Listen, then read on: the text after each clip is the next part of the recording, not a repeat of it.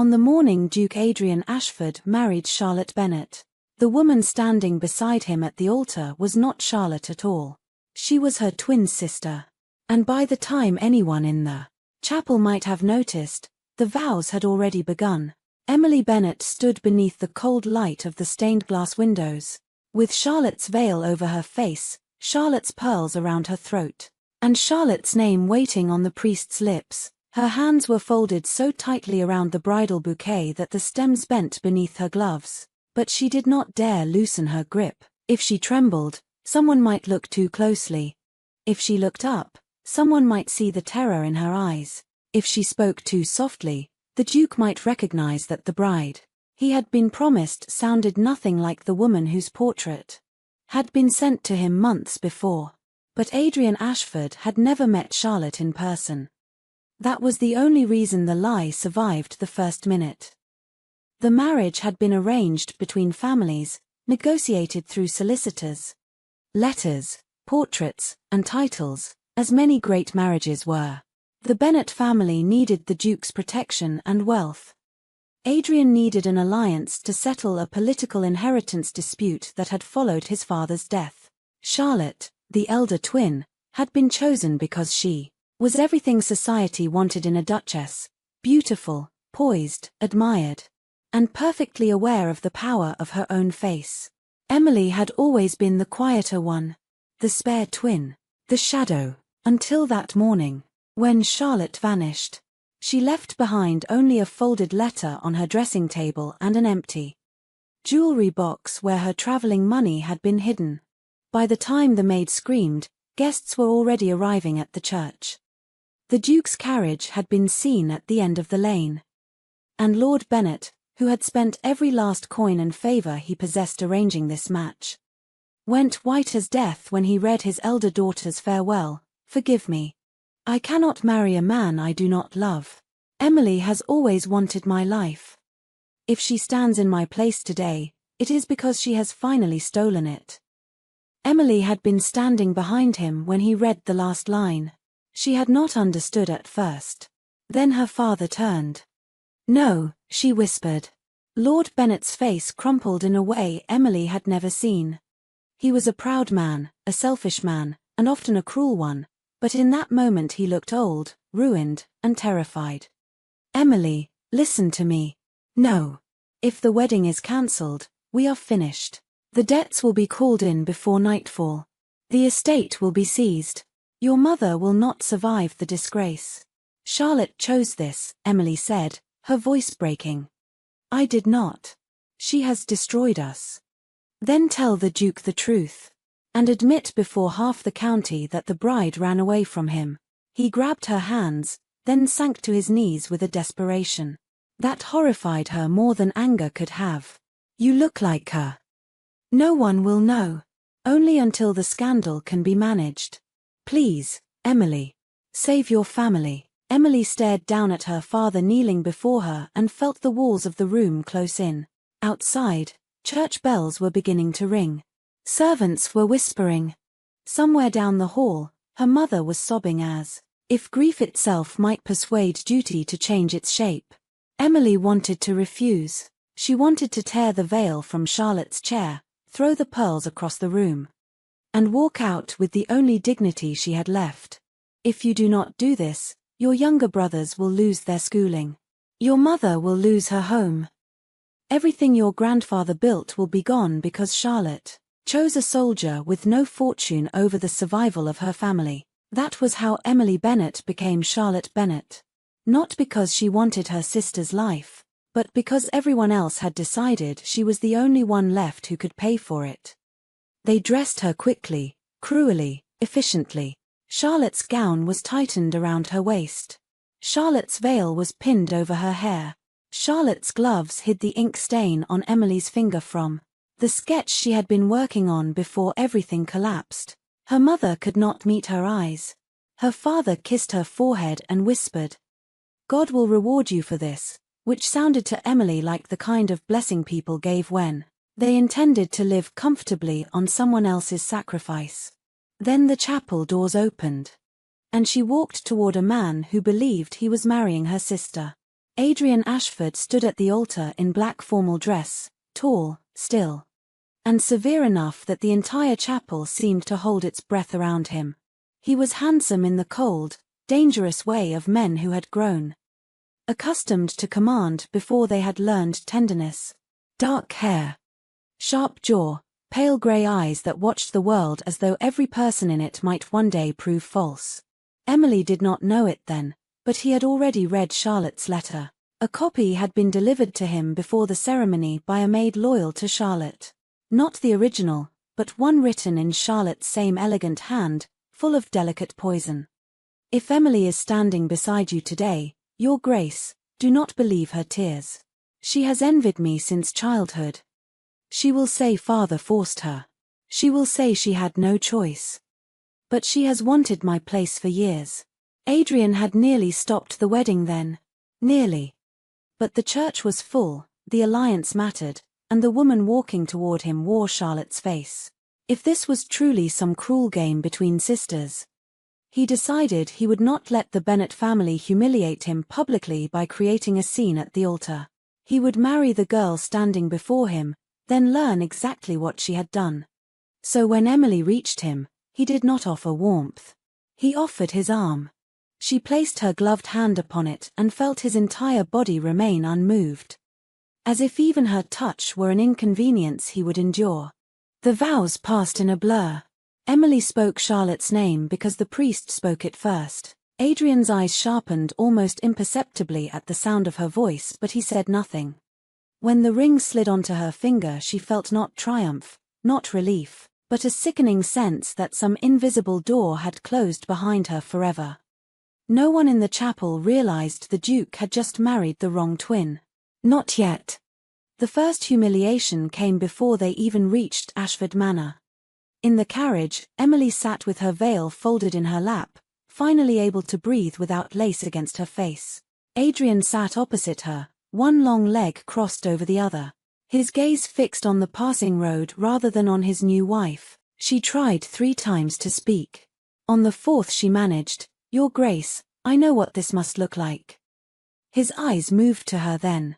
Coldly, "Do you?" The simplicity of the question struck harder than anger. "Emily, Charlotte left this morning. I did not know until it became convenient to wear her dress." The words stole the air from her lungs. "No." He leaned back slightly, studying her with such controlled contempt that she felt smaller with every second. "Let us not begin this marriage with another lie. I have read your sister's letter." Emily went still. "Charlotte wrote to you? She warned me." "Then she lied, did she?" The question was quiet. That made it worse. Emily's hands tightened in her lap. "My father forced me." So Charlotte predicted. Her face went pale.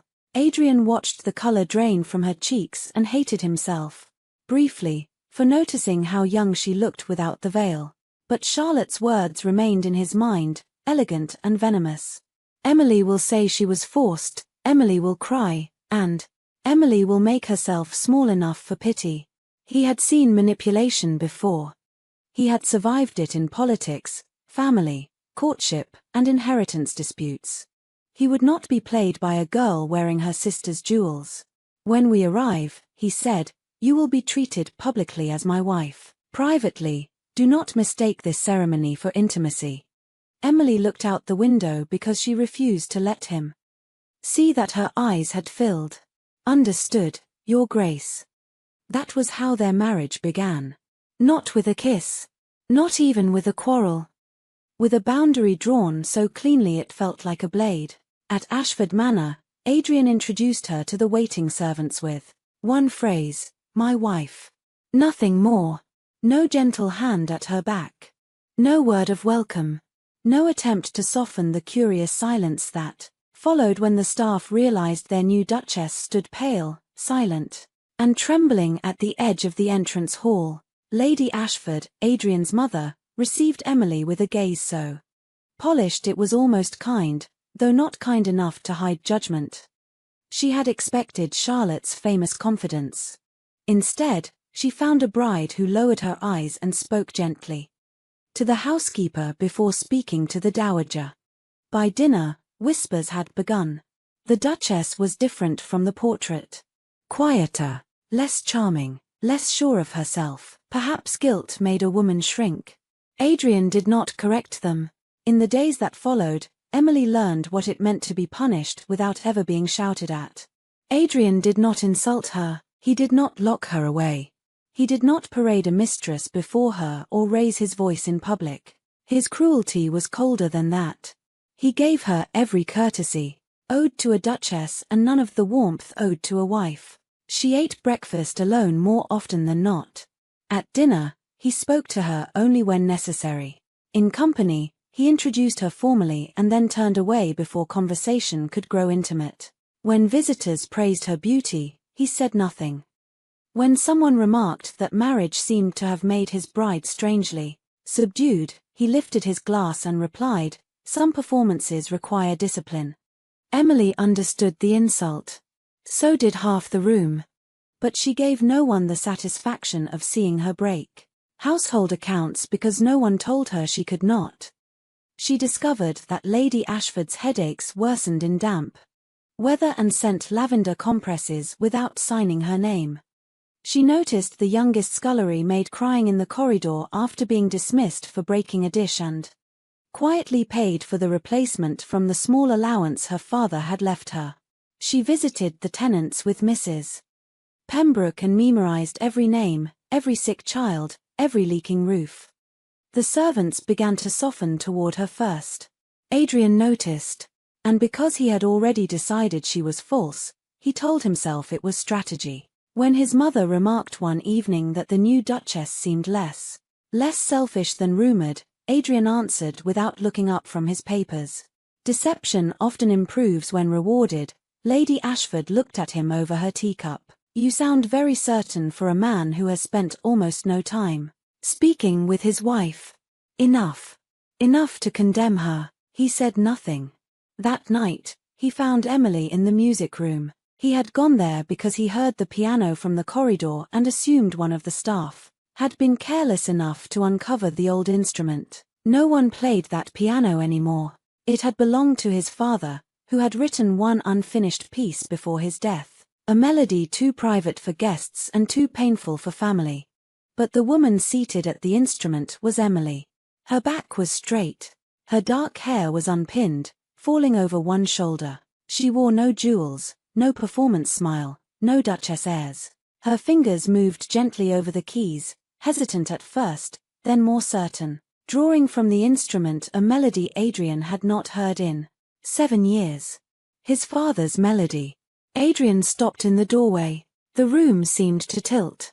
Emily played as though she knew the piece intimately, as though she had practiced it alone in some forgotten room until the notes became part of her breathing.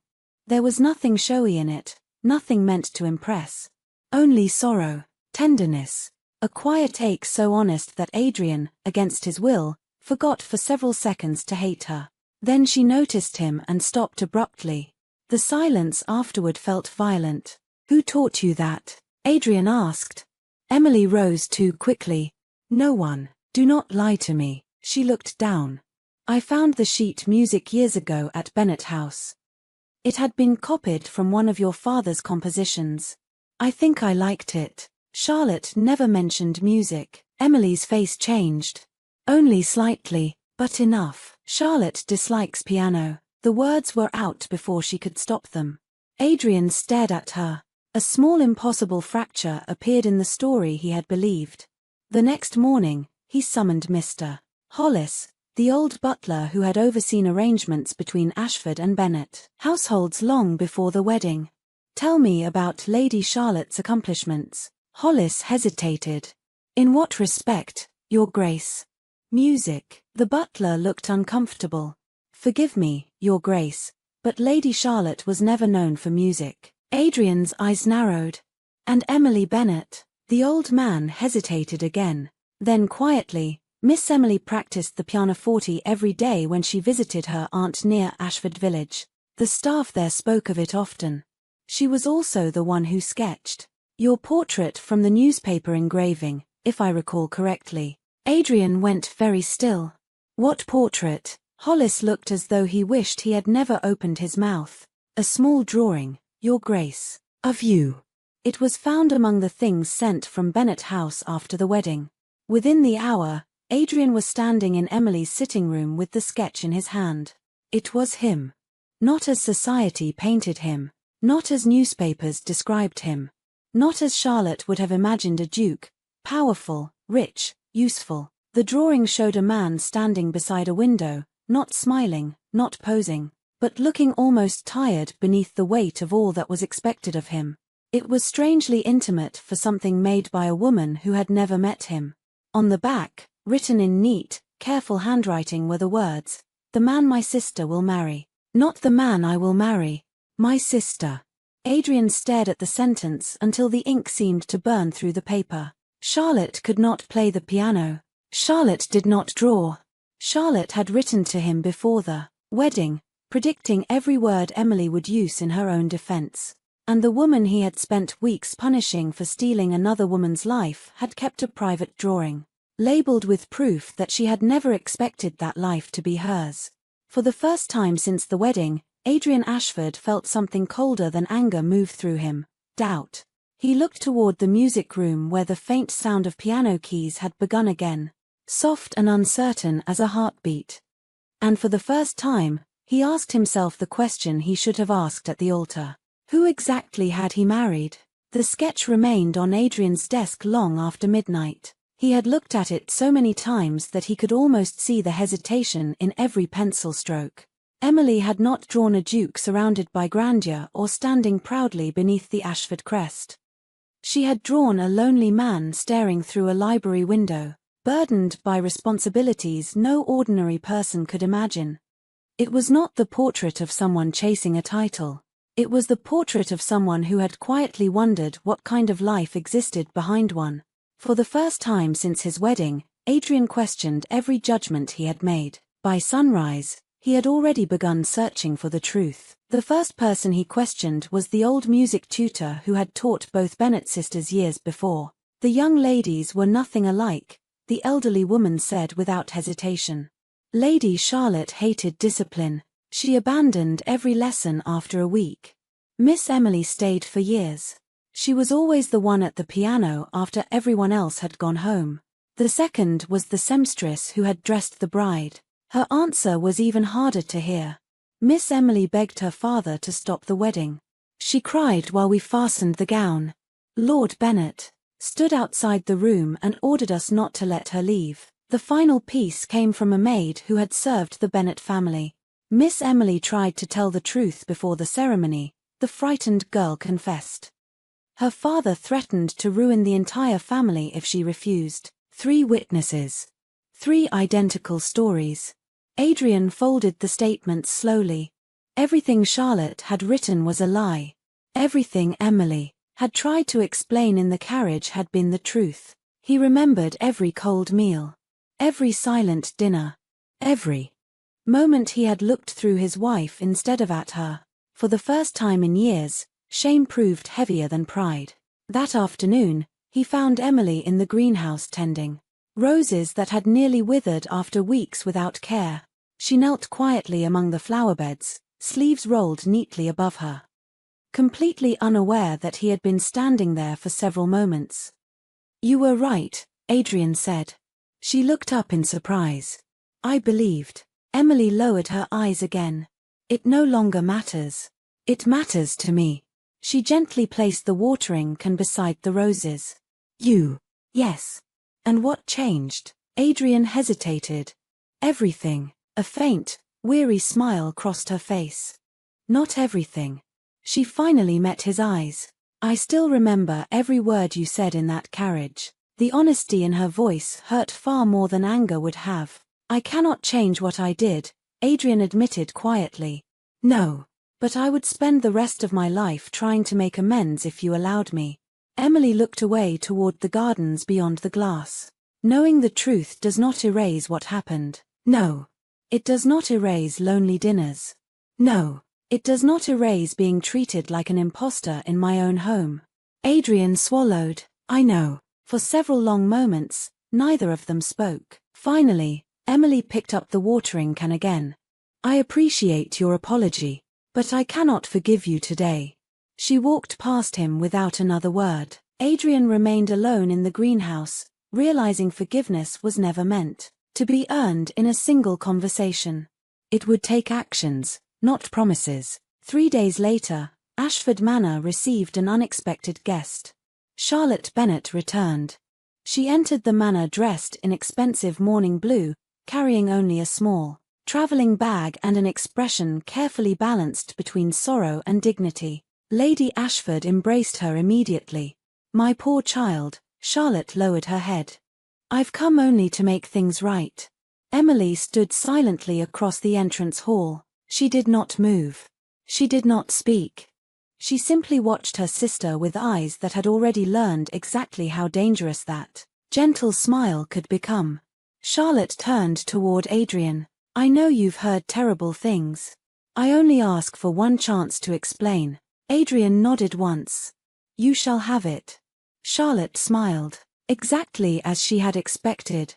Over the following days, she slipped back into the role she had perfected since childhood. She cried at precisely the right moments. She apologized without accepting blame. She spoke kindly to servants while quietly reminding guests that Emily had stood in her place on the wedding day. Rumors spread once again. Perhaps the Duke had married the wrong sister. Perhaps Emily truly belonged elsewhere. Charlotte never said those words herself. She allowed everyone else to say them. Then she made her move. One rainy afternoon, while Emily carried correspondence down the grand staircase, Charlotte deliberately stumbled backward, crying out dramatically before collapsing onto the marble steps. The letters scattered everywhere. Guests rushed into the hall. Lady Ashford gasped. Charlotte clutched her ankle and looked toward Emily through tears. You. Emily froze. I never touched you. Charlotte's voice trembled. You've wanted my life since we were children. The accusation echoed through the hall. Every eye turned toward Adrian. Emily closed her eyes for the briefest moment. She already knew what would happen. Or at least, she thought she did. Adrian walked straight past Charlotte. He climbed the staircase until he stood beside Emily. Then he quietly picked up the scattered letters from the floor and placed them back into her hands.